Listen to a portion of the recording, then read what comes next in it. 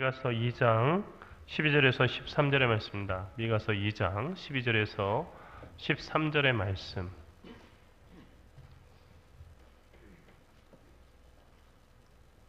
이 말씀을 제가 한 절, 여러분이 한 절 교독하겠습니다. 야곱아, 내가 반드시 너희 무리를 다 모으며 내가 반드시 이스라엘의 남은 자를 모으고 그들을 한 처소에 두기를 보스라의 양떼같이 하며 초장의 양떼같이 하리니 사람들이 크게 떠들 것이며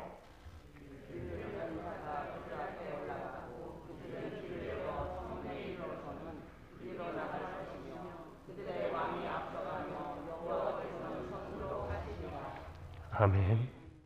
제가 오늘 그 점심시간에 산책을 했는데 삼성역 쪽으로 이렇게 한번 걸어갔다가 오자 해서 산책을 하다가 깜짝 놀랐습니다. 왜냐하면 우리 교회에서 삼성역까지 가는 길이 뭔가 평소와는 다르게 황한 느낌이 났습니다. 뭔가 다 쥐어진 그런 느낌이었습니다. 뭔가 우선 자세히 살펴보니까 길가에 아름답게 자란 그 포플러 나무들이 전부 다 베어진 것입니다. 너무 놀랍고 그리고 또 마음이 슬펐습니다. 우리 동강교회에 부임한 후에 제가 주변 환경 중에서 우리 교회의 주변 환경 중에서 가장 고맙게 여기는 것이 바로 가로수길이었습니다. 특별히 우리 교회 그 앞쪽 우레역 쪽부터 삼성역까지 가는 길은 나무들이 잘 자라서 또 그 포플러 나무들이 나무 터널을 만들어서 뜨거운 여름날에는 지나가는 사람들에게 시원한 그런 그늘을 만들어주고 가을에는 낙엽이 떨어진 길 위를 걸을 때마다 바삭바삭하는 그런 소리를 들려줘서 우리로 하여금 낭만이라는 것을 알게 해주고 겨울이 되면은 앙상한 가지만 남았어도 그 가지를 보면서 우리 인생의 겨울을 생각하게 해주는 그런 고마운 나무들이었습니다. 서울에 이런 많은 좋은 나무들이 있다는 거 정말 신기해하면서 너무 고맙게 매번 그 삼성역을 갈 때마다 그렇게 생각하면서 걸었습니다. 또 때때로 제가 마음이 힘들고 외로울 때 잎새를 흔들어서 말없이 위로해 주던 그 나무들이 고마워서 제가 몇 년 전 그 시집 2권을 낼 때 그 한 편의 시가 바로 이 포플러 나무들을 보고서 쓴 그런 시였습니다. 그런 그 나무들이 다 베어진 겁니다. 제가 이렇게 참 이 뭘까 해서 넋이 나가서 잠깐 서 있었습니다. 혹시나 하고 보니까 구루터기가 남아 있었습니다. 다행이구나 하고 지나갔는데 다시 돌아올 때 보니까 굴삭기가 그 구루터기를 반조각을 내가지고 다 캐내버렸습니다. 흔적 자체가 없어진 거죠. 쉽게 캐더라고요. 여름에 걸어서 삼성역에 갈 때도 포플러 나무들이 이런 그늘이 좋아서 일부러 걸음을 멈추기도 했고 또 다시는 볼 수 없겠지만은 그 포플러 나무들이 그 줄기 색깔들이 변화하는 모습을 보면서 계절의 변화를 보기도 했는데 이제는 그 삼성역을 가는 길에 다시는 그 포플러 나무의 흔적을 볼 수 없다는 겁니다.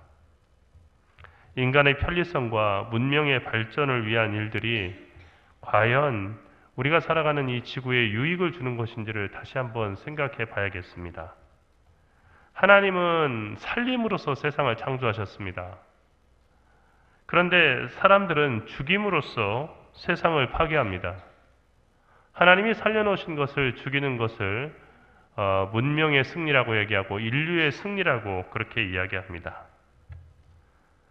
제가 돌아올 때 보니까 나무가 베어진 자리에는 이제 화끈화끈 달아오르는 보도블록과 아스팔트만이 남아 있습니다. 헝해지고 넓어졌지만 그것이 과연 정말로 문명의 진보를 나타내는 거라 할 수 있는 것인지 생각해 봅니다.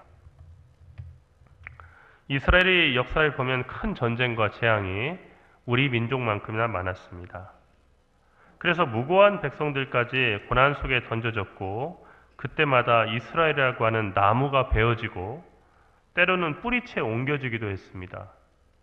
또 어떤 경우는 쓰러져서 땔감이 되는 경우도 있었습니다. 그야말로 아무 희망이 없는 절망과 어둠이 역사를 덮는 경우들이 많이 있었습니다. 이 어둠은 한 공동체와 가족, 개인들에게도 찾아오고 그리고 2024년을 살아가는 우리에게도 찾아옵니다. 나무들이 어제 잠을 자면서 내일은 내가 다 베어질 것이다 라는 예측을 했을까 하는 생각을 해봤습니다. 아마도 못했을 겁니다. 갑자기 톱날들이 다가와서 자기 몸뚱이를 베고 뿌리를 다 캐버릴 때 나무들이 얼마나 황당했을까. 그런데 우리가 살아가다 보면은 우리가 원치 않고 피하고 싶은 그런 삶의 고난들이 이렇게 나무가 베어지는 것처럼 우리를 찾아올 때가 있습니다. 지금까지 세워왔던 모든 것들이 말도 안 되는 계기에 하루아침에 다 무너져 버리고 아무것도 남지 않은 것 같은 상실을 아마도 여러분은 살아가면서 몇 번쯤 경험하셨을 것입니다. 인간관계가 그렇게 무너지기도 하고요. 열심히 노력해서 이루려고 애썼던 일들이 그렇게 무너지기도 합니다. 또 건강했던 사람이 하루아침에 병에 걸려서 무력해집니다. 날마다 삶과 죽음이라고 하는 것을 생각해야 되는 그런 전혀 다른 삶 속에 들어갑니다. 우리가 건강할 때는 삶과 죽음이라고 하는 것을 그렇게 생각하지 않지 않습니까? 늘 인생은 재미난 것으로 넘쳐나고 해야 될 일들이 충분합니다. 그런데 우리가 많이 아프게 되면요, 우리들의 그 머릿속을 가득 채우는 생각 가운데 한 8, 90%는 삶과 죽음이에요. 치료를 받는 과정에서 인간의 존엄성마저 상실됩니다. 가지가 하나하나 베어지는 거죠. 그런 때면 우리는 하나님께 탄식하고 또 기도하고 그러면서도 원망을 합니다. 하나님이 전능하신다고 하면 그 전능하신 아버지께서 자녀된 우리를 사랑해서 지키신다고 성경은 말하는데 왜 전능하신 하나님의 자녀인 나에게 이런 일이 생기냐는 것입니다. 사실 그 질문에 대한 답은 우리가 정확히 알 수가 없습니다. 그럴듯하게 하나님의 입장에서 하나님을 변호해서 답변하는 것을 하나님은 원치 않으십니다. 하나님은 우리의 변명이 없어도 충분히 하나님의 거룩하신 이름을 지키시는 분이고 구원의 사건을 통해서 하나님의 그 선하신 뜻을 알릴 수 있기 때문에 우리가 목소리를 높여서 하나님을 변호해 줄 필요가 없을 것 같습니다. 또한 그 답은 하나님의 은총의 신비 속에 포함된 질문이기 때문에 사람이 몇 마디로 요약해서 그 답을 내린다고 해서 완전히 답변이 되질 않습니다. 다만 우리는 고난과 시련이라고 하는 정말로 원치 않는 이 아픔 속에서 두 가지를 분명하게 말할 수가 있습니다. 첫 번째는 모든 고난과 시련은 반드시 우리가 감당할 수 있는 것이라는 것입니다. 감당할 수 없는 고난은 우리를 찾아오는 법이 없습니다. 이것은 하나님의 약속입니다. 둘째, 우리가 그렇게 정말로 애쓰고 그것을 막으려고 했는데도 우리에게 시험이 닥쳐오고 고난과 시련이 닥쳐올 때 하나님은 반드시 우리에게 피할 길을 허락해 주신다는 것입니다. 그것은 고린도전서 10장 13절의 말씀과 같습니다. 사람이 감당할 시험 밖에는 너희가 당한 것이 없나니 오직 하나님은 미쁘사 너희가 감당하지 못할 시험 당함을 허락하지 아니하시고 시험 당할 즈음에 또한 피할 길을 내사 너희로 능히 감당하게 하시느니라. 그러니까 우리는 두 가지를 분명히 얘기할 수 있는데 어떤 고난과 시련이 와도 우리에게 왔다고 하는 것은 우리가 그것을 감당할 만한 것이다 하는 전제가 있기 때문에 우리를 찾아온다는 거예요. 감당할 수 있다는 겁니다. 두 번째, 그래도 이거는 내가 감당할 수 없을 것 같은데 하는 생각이 드는 거 있을 수 있죠. 그런데 그때 기억해야 될 것은 시험 당할 때 우리는 홀로 있는 것이 아니라 하나님께서 우리 곁에 계시고 반드시 그 시련을 피할 길을 우리에게 허락해 주신다는 겁니다. 그런데 우리가 당황하면 어떤가요? 시야가 좁아지죠. 그래서 어떻게 되죠? 주변을 둘러보지 못하는 거예요. 고난과 시련에 사로잡히게 되면요, 주변을 못 보니까 하나님께서 피할 길 그리고 생명의 길을 주셨는데도 불구하고 그것을 발견하지 못하는 겁니다. 그리고 우리가 한 가지 더 생각할 것은 고난당할 때 하나님께서는 아무리 심한 고난 속에서도 마지막 생명의 그루터기는 지켜주신다는 사실입니다. 그리고 그 그루터기에서 새순이 솟아나서 새 줄기가 나오게 하고 그 새 줄기가 큰 나무를 이루게 한다는 것입니다. 이사야서에서 이새의 그 그루터기에서 새 순이 나가지고 그래서 메시아가 오는 것을 갖다가 예언한 것은 우연이 아닙니다. 이 새순이라고 하는 말이 나지르라고 하는 그 히브리어 단어인데 나자렛이라고 하는 그 말과 발음이 상당히 닮았죠.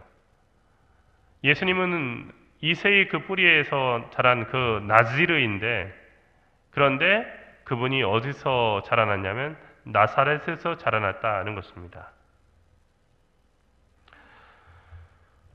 우리가 기억해야 할 것은 하나님께서 우리에게 반드시 도움을 주셔서 우리를 마지막 생명의 그루터기로 지켜주신다는 사실이죠.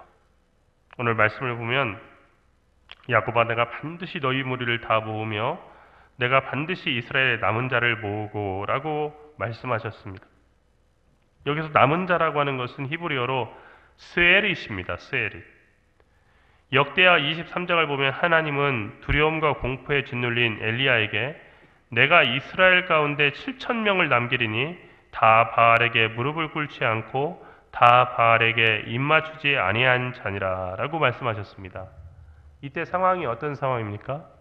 하나님을 섬기는 사람 다 죽고 나만 남았습니다. 나밖에 없습니다. 그런데 어떻게 저 바알 선지 그리고 아세라 선지자들을 갖다 이렇게 섬기는 그 제사장들과 그리고 저 권력을 잡고 있는 이세벨 왕비와 나보고 어떻게 혼자 이게 싸우라는 얘기입니까? 내가 이스라엘 가운데 7,000명을 남기리니 다 바알에 무릎 꿇지 않고 다 바알에 입맞추지 아니한 자다. 7,000명을 남겨놨다. 여러분 7,000명이라는 건 8,000명보다 1,000명이 부족한 인원이 아닙니다. 7의 1,000이라고 하는 것은요. 그것은 완벽한 숫자입니다. 하나님께서 미래를 갖다가 세우시고 하나님의 뜻을 펼치시기에 충분한 사람을 세워놓으셨다고 하는 그 표현을 숫자로 7,000명이라는 숫자를 통해서 말씀하시는 겁니다. 하나님이 세상을 구원하시는 것은 전적으로 하나님의 능력을 통해서인 줄 믿습니다. 하지만 동시에 하나님은 세상 속에서 하나님의 뜻을 이뤄갈 사람들을 어느 시대나 부르시고 그리고 그 사람들을 세우시며 예비해 두신다는 것입니다. 하나님은 그 그루터기 같은 사람들을 남겨두심으로써 새로운 역사를 시작하십니다. 오죽하면 이사야는 그 그루터기 같은 사람들 가운데 하나인 이새라고 하는 그루터기에 지나지 않는 사람, 어떻게 보면 그 가능성이 다 끊기고 모든 희망이 끊긴 그 사람에게서 메시아가 날 것이라고 예언을 했겠습니까? 하나님께서 남겨두신 사람들은 모두 제가 오늘 점심 때 봤던 줄기가 베어진 나무 그루터기와 같습니다. 다 끝난 것 같고 희망이 안 보일 수도 있습니다. 예수님을 믿는 우리들의 삶 가운데도 그런 때가 있습니다. 걱정 많이 됩니다. 두려워하지 말라고 했는데 두려워할 게 되게 많고요. 아무것도 염려하지 말라고 했는데 마음속에 염려가 떠나지 않습니다. 나는 믿음이 없는 것인가? 믿음 있는 사람은 염려하면 안 된다는데 왜 이렇게 염려할 게 많은가? 하지만 여러분들에게 전혀 염려가 없는 삶을 기대하시는 것이 아니고 여러분들이 많은 염려를 할 것이기 때문에 그 염려하는 순간에 들으라고 하신 말씀이 예수님의 그런 말씀이에요. 그 순간 그 염려를 내려놓으라는 겁니다. 왜냐하면 우리들은 이 세상에서 그 줄기가 다 잘라지고 아무것도 남지 않은 그루터기와 같은 존재이지만 하나님께서는 그 그루터기에 싹이 돋게 하시고 줄기가 자라게 하셔서 온통 그 온 땅을 덮는 큰 나무로 다시 자라게 하실 수 있는 하나님이시기 때문입니다. 하나님이 하시는 일은 사람이 감히 상상조차 하지 못합니다. 사람이 다 끝났다라고 생각하는 그 순간 하나님께서는 본격적으로 일하십니다. 그러므로 사랑하는 여러분, 절망하는 우리, 믿음이 없어진 우리를 위해서 하나님께서 남겨두신 형제 자매들을 보십시오. 그들은 지금도 깨어서 하나님의 명령대로 하나님의 백성들을 위해서 기도하고, 그리고 그 백성 가운데 포함된 우리가 바른 믿음을 가지고 하나님 앞에 돌아올 수 있도록 깨어서 기도하고 있습니다. 그 기도하는 사람들 덕분에 오늘 우리가 서 있습니다. 그리고 하나님의 위로와 사랑을 우리가 깨달아 알 수 있습니다. 그러나 여기서 멈춰서는 안 되겠습니다. 기도를 부탁하는 우리가 남들을 위해서 기도하는 사람이 되겠습니다. 헬무트 틸리케는 주기도문을 갖다가 강의하는 책을 쓰면서 그 책의 제목을 갖다가 세계를 품은 기도라고 이렇게 했습니다. 주기도문은 나 밥 주시오 하고 하는 데서 끝나는 매우 개인적인 기도 같지만 사실은 세상의 모든 아픔을 겪는 사람들을 품에 품고 세상의 참된 평화와 양식과 그리고 하나님의 위로가 임하기를 원하면서 드리는 기도다 하는 것입니다. 우리는 바로 그루터기가 되어서 이 세상의 아픔을 다 품고 그들을 하나님께로 돌아오도록 간구해야 되는 그 사명을 받은 사람들입니다. 그러므로 여러분 모두가 그 남은 자가 되어야 되고 그루터기가 되어야 될 것입니다. 다른 모든 사람들이 바알에게 절하고 그리고 아사라에게 절하며 하나님을 떠난다고 할지라도 끝까지 여호와 하나님만을 섬기고 끝까지 믿음을 지켜나가는 그런 사람이 되시길 바랍니다. 여러분, 우리는 아주 큰 영적인 시험대 위에 서 있습니다. 그것은 역사상 어떤 사람들도 어떤 믿음의 선조들도 경험해보지 못한 신앙의 시험대입니다. 제가 말씀드리는 것은 초대교회가 로마의 원형 경기장에서 사자와 여러 각종 잔인한 그 짐승들 앞에서 던져졌던 그 순교의 경험, 그것을 얘기하는 것이 아닙니다. 우리에겐 당장 눈에 보이는 그런 순교는 없습니다. 하지만 우리의 믿음이 희석되고 그리고 무엇이 믿음이고 무엇이 세상의 그 삶인지를 알 수 없는 그 모든 것들이 혼합된 세상 속에 우리가 살아가고 있습니다. 예배는 더 이상 우리의 중심이 아니고 또 하나님의 말씀이라고 하는 것은 그냥 우리가 마음이 불편할 때 읽는 호텔방에 비치된 기도원 성경과 같은 그런 존재가 된 것입니다. 이러한 때 하나님께서는 진정한 예배자를 부르십니다. 남은 자를 부르시는 겁니다. 끝까지 믿음을 지키고 그리고 하나님 앞에 그 믿음을 절대 굽히지 않고 정말로 깨어있는 그런 사람들, 그래서 온 세상의 복의 근원이 될 그런 사람들을 찾고 계신 겁니다. 누군가 그런 사람이 되겠지, 나는 그런 그릇이 되지 못해 라고 생각하지 마십시오. 여러분이 그 남은 자가 되지 않으면 이 역사에 아무런 희망이 없을지 모릅니다. 하나님께서는 여러분을 남은 자가 되라고 부르시는 것입니다. 구원받은 그리스도의 사람, 그래서 나 자신만을 위해서 살아가는 사람이 아니라 성령 충만 받은 제자들처럼 세상을 변화시키고 그들에게 영생을 얻도록 그들을 바른 길로 인도할 사람이 되라고 하나님께서는 저와 여러분을 부르고 계십니다. 그 질문에 예하고 응답하실 분은 어디 있습니까? 하나님께서는 그 사람을 찾으십니다. 기도하겠습니다. 살아계신 하나님, 은혜와 사랑을 감사합니다. 잘려진 나무 그루터기처럼 아무런 희망이 남지 않았을 때 우리는 절망하고 낙심하고 그 고난과 시련 앞에서 좌절하지만 하나님은 우리가 어떤 상태라 할지라도 그 남아있는 것을 통해서 모든 것을 이루실 수 있는 하나님이심을 저희가 다시 깨달았습니다. 저희의 상한 마음, 깨어지고 부서진 저희들의 심령을 그대로 주님 앞에 내어놓습니다. 저희들이 머리 쓰고 수고하여 뭔가 이루려고 했던 인생의 꿈과 소망, 그리고 저희들의 앞날에 대한 계획들을 주님 앞에 내려놓사오니 하나님이 받으셔서 하나님의 뜻대로 새롭게 창조하시고 저희를 변화시켜 주시옵소서. 특별히 이 저녁 주님, 우리 사랑하는 젊은 그 청년들과 우리 자녀들을 위해서 기도합니다. 인생의 진로와 또 미래의 배우자를 위해서 또 기도하고 또 주님께 간구하고 있는 우리의 사랑하는 청년들에게 주님 좋은 배필을 허락하여 주시옵시고 그들이 인생의 보람을 느낄 수 있는 가정을 허락하여 주셔서 아름다운 삶이 시작되게 인도하여 주시옵소서. 또한 진로와 진학을 위해서 1분 1초를 아껴가면서 공부하고 있는 우리 사랑하는 자녀들, 어느 때보다도 또 응시율이 높을 것 같아서 긴장하고 있는 이때 하나님의 길로 인도하여 주시옵시고 지혜와 명철을 주셔서 그들이 마땅히 보냄받아야 될 자리로 보냄받게 인도하여 주시옵시고 하나님이 쓰시겠다고 선택하셔서 세우신 그 일을 감당하기에 알맞은 지혜와 명철을 주시옵소서.